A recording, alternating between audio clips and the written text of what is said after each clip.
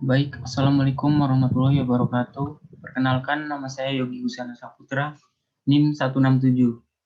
Pada kesempatan kali ini, saya mau mempresentasikan hasil proposal penelitian dengan judul Analisis Pengaruh Dana Pihak Ketiga atau DPK, kemudian Capital Adequacy Ratio, dan Non-Performing Financing terhadap likuiditas Bank Syariah Indonesia. Studi kasus pada Bank Syariah Indonesia periode 2018-2020. Untuk abstraknya, penelitian ini bertujuan untuk mengetahui pengaruh dana pihak ketiga, capital adequacy ratio, dan non-performing financing terhadap likuiditas Bank Syariah Indonesia. Penelitian ini berjenis penelitian kuantitatif dan menggunakan pendekatan korelasi guna menentukan ada atau tidak hubungan pada dua variabel atau lebih. Objek penelitian ini adalah Bank Syariah Indonesia. Data yang digunakan adalah data sekunder yang diperoleh dari website Bank Indonesia dan PT Otoritas Jasa Keuangan atau OJK. Sampel data yang digunakan adalah laporan triwulan statistik perbankan syariah periode Maret 2018 sampai Desember 2020. Metode analisis yang digunakan adalah analisis regresi linier berganda. Untuk latar belakang,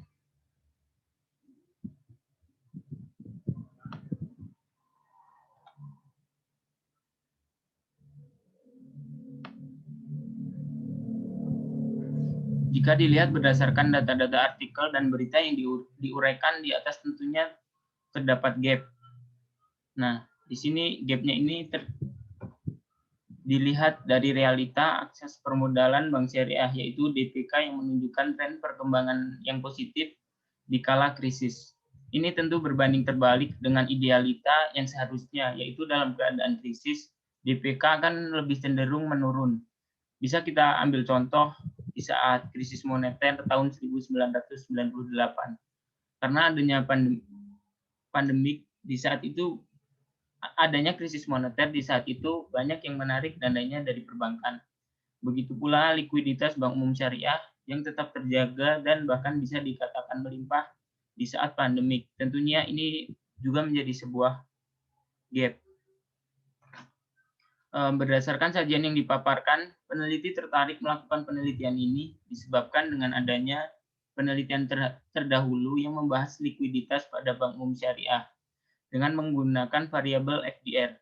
Sedangkan penelitian ini tertarik untuk membahas likuiditas dengan variabel Y dan lebih terfokus pada mergernya 3 bank syariah terbesar, yaitu Bank Syariah Indonesia.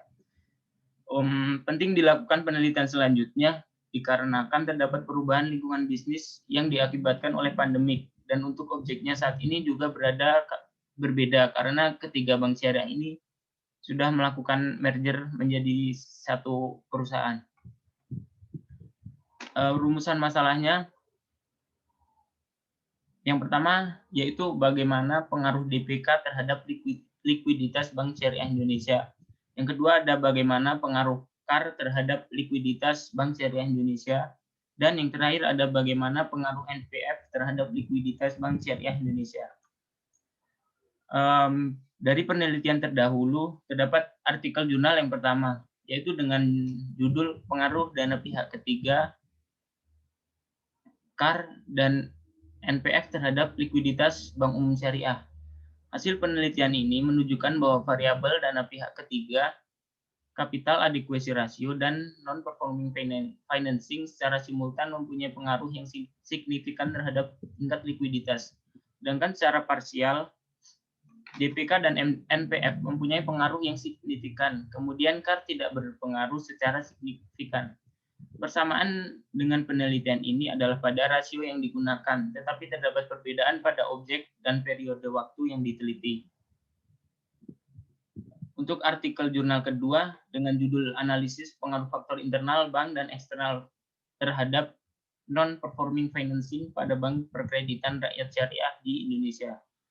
Hasil penelitian ini menunjukkan bahwa variabel total aset dan CAR atau KPPM berpengaruh negatif terhadap NPF. Hal ini menunjukkan bahwa ketika rasio kewajiban penyediaan modal minimum semakin meningkat, maka NPF akan menurun.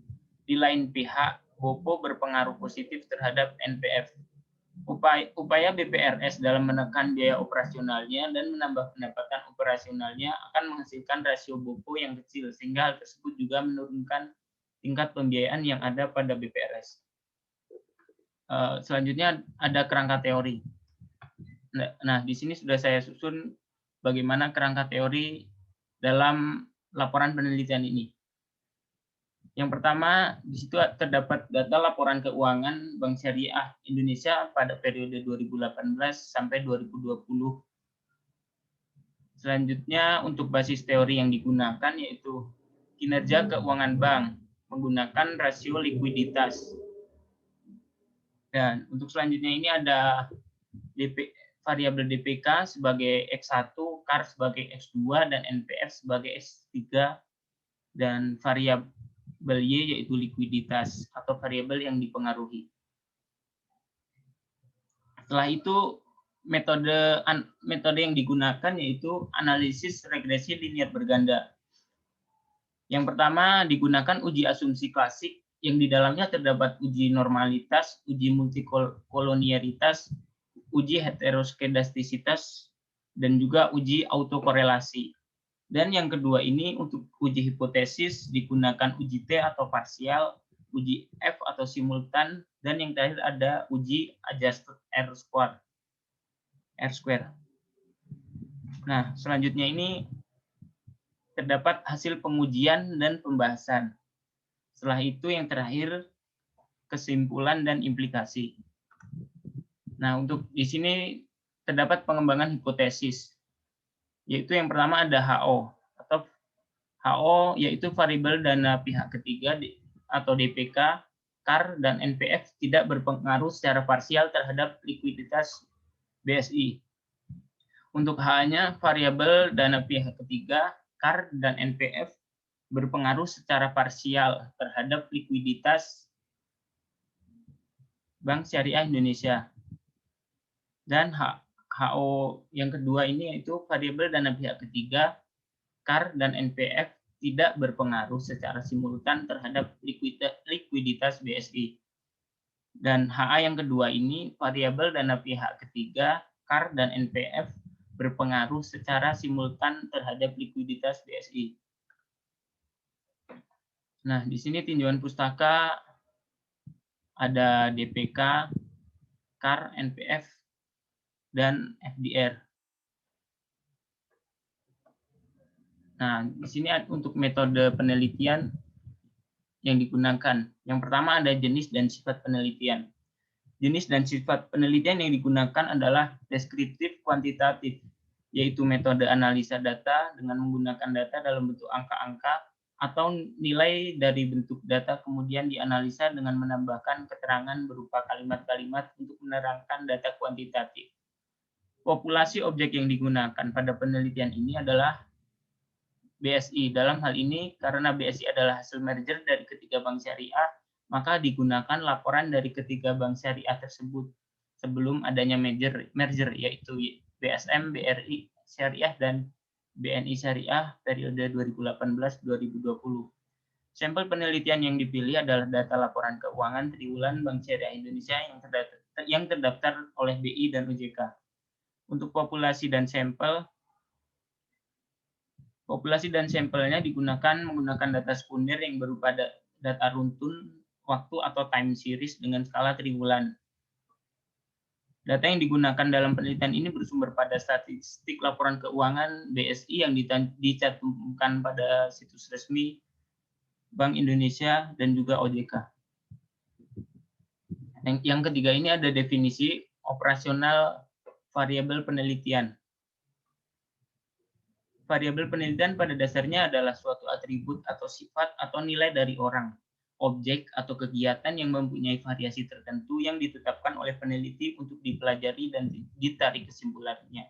Darmawan 2013. Pada umumnya variabel dibedakan menjadi dua jenis, yaitu variabel independen dan juga variabel terikat atau dependen. Di sini variabel terikat atau dependennya yaitu FDR, dan untuk variabel bebasnya ada DPK, CAR, dan juga NPF. Untuk teknik analisis datanya menggunakan uji asumsi klasik dan juga uji hipotesis. terima kasih. Sekian dari saya, kurang lebihnya mohon maaf. Wassalamualaikum warahmatullahi wabarakatuh.